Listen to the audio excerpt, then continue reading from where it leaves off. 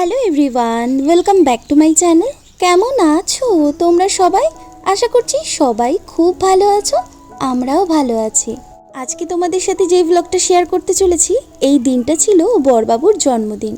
বড়বাবুর জন্মদিনের দিন সন্ধ্যাবেলা আমরা সবাই ছোটোখাটো একটু আয়োজন করেছিলাম তাকে খুব সুন্দরভাবে এই দিনটা উপভোগ করানোর জন্য, আর সেই কারণেই এই আয়োজন। যাই হোক, এখন ওই কেকের মধ্যে মোমবাতিগুলো খুব সুন্দর করে বসিয়ে দিচ্ছি। বড়বাবু এখানে এখন নেই, আর এখানে মা রয়েছে, আমি রয়েছি, আর বুনু রয়েছে। আমি নিজের হাতে এইগুলো সমস্তটা করছি, আর বুনু ক্যামেরা করে দিচ্ছে। না, ওটা আমার খুব পছন্দের, কিন্তু আমার মনে হয় আমার পছন্দের, আমি পছন্দের বলেই কিনেছি, কিন্তু আমার মনে হয় যে ওটা পরলে আমাকে আরো কালো তুমি গেলে ওটা পরে ভালোই লাগছিল। হ্যাঁ বাবু, শুরু করে দাও ভিডিওটা। মানে ভিডিও কি শুরু হয়ে গেছে?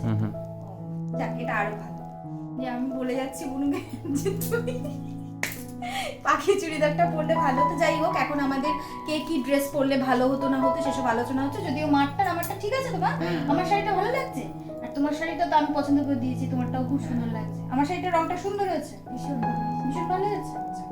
মা বলে দিয়েছি খুব ভালো হয়েছে। আর তোমার খোকার জামাটা কেমন হয়েছে? খুকির জামাটা কেমন হয়েছে? ভালো হয়েছে, কিন্তু মানে মা পছন্দসই। হ্যাঁ পছন্দসই। ওইটা বলতে আরো বেশি ভালো লাগছে। ওই নীলটা পরলে একটু বেশি। আসলে মা বড় হয়ে গেছে তো এখন আর তুমি পরিয়ে দিতে পারো না, তাই না বলো? যখন ছোট ছিল তখন ধরে বসে পরিয়ে দিতে। হ্যাঁ, আমার পছন্দটা করে দিতাম, মাথায় চিরুনি দিয়ে দিতাম, সাবান টাবান দিয়ে দিতাম। আর একটু লেপে লেপে চুল আঁচড়ে দিতে, তাই না? Good good good. ওটা বাবা বেশি করে। তোমার বাবা চিরুনি বেশি দিয়ে দিত। আর এখন না ক্যামেরাম্যান কিন্তু মানে বার্থডে বয় এখন ক্যামেরার পেছনে রয়েছে, তিনি এখন ক্যামেরাম্যান হয়ে গিয়েছে, ঠিক আছে? তো আর বেশিক্ষণ অপেক্ষা করাবো না। এখানে রয়েছে মায়ের হাতের পায়েস, ঠিক আছে, যেটা হচ্ছে সব থেকে দামি আর অফুরন্ত স্বাদ, একদম অমৃত, ঠিক আছে?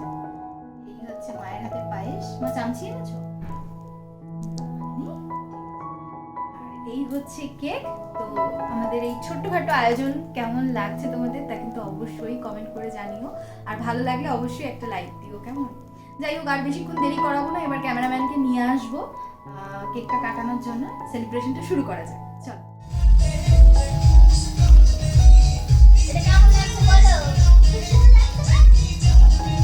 আমার বিয়ের আগে এই বাড়িতে সেরকমভাবে কোনোই জন্মদিন পালন করা হতো না।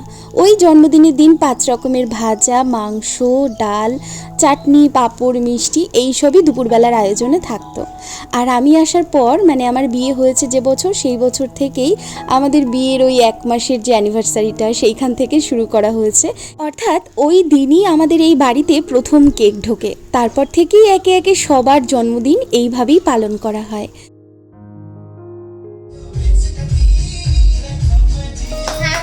Happy birthday.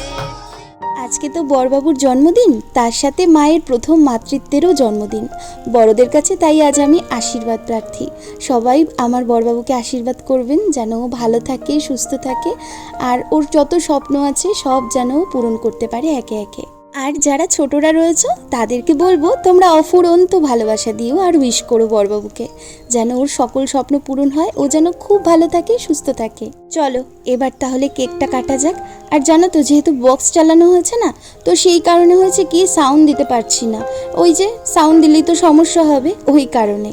আজকে দুপুরবেলা তো আমাদের বাড়িতে মাংস রান্না হয়েছিল, আর ওই মাংসই অনেকটা বেশি করে রান্না করা হয়েছিল রাতেরও জন্য। কারণ রাত্রিবেলা বড়বাবুর পছন্দের আজকে রান্না হবে লুচি।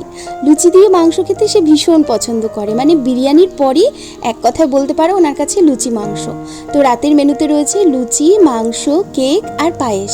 আজকে সারাটা দিন আমরা সবাই অনেক আনন্দ করেছি, বেশ সুন্দরভাবেই আজকের দিনটা কেটেছে। প্রত্যেকটা বছরই যেন এমনভাবেই কাটে। তবে কি বলতো, প্রতিটা বছর তার সমান হয় না। ওদিকে আবার আমাদেরও না কলকাতায় যাওয়ার সময় হয়ে গিয়েছে, তাই একটু একটু বলতে পারো মনটাও খারাপ রয়েছে। চলো আজকের মতো টাটা।